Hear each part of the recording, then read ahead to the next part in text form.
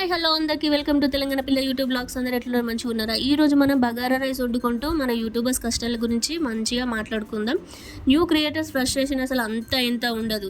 Views వస్తాయి కానీ subscribers ఉండరు, సబ్స్క్రైబర్స్ ఉంటారు కానీ వ్యూస్ రావు. చలికాలమే కానీ ఫ్యాన్ ఉండాలి, ఫ్యాన్ ఓకే కానీ రగ్గు ఉండాలి అన్నట్టు అవుతుంది అన్నట్టు కథ.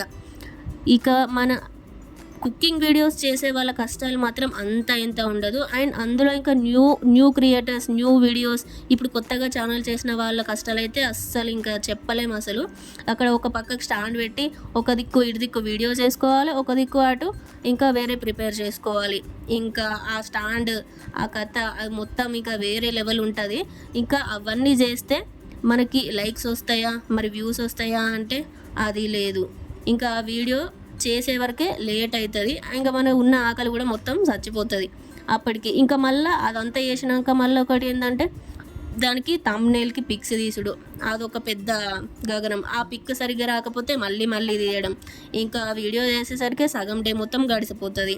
ఇంకేముంది, ఆ కష్టపడితే మళ్ళీ వ్యూస్ వస్తాయా, సరేలే వ్యూస్ వస్తాయి కావచ్చు, సబ్స్క్రైబర్స్ వస్తారు కావచ్చు, సరే ఇంకా మానిటైజేషన్ అవుతుందా అని అనుకుంటే అది ఉండదు. ఇంకా న్యూ క్రియేటర్స్ మాత్రం గురించి చెప్పనవసరం లేదు. యూట్యూబ్ కొత్తగా ఛానల్ స్టార్ట్ చేసిన వాళ్ళైతే ఇంకా యూట్యూబ్లో ఇట్లా వీడియో పెట్టినామా అంతే, ఇక వైరల్ అయిందా, లేకపోతే వ్యూస్ వచ్చినాయా, లేకపోతే మానిటైజేషన్ అయిందా, లేకపోతే ఏంటి అని ఇంకా వాళ్ళు చూసుకుంటూనే ఉండడంకే టైం గడిచిపోతుంది.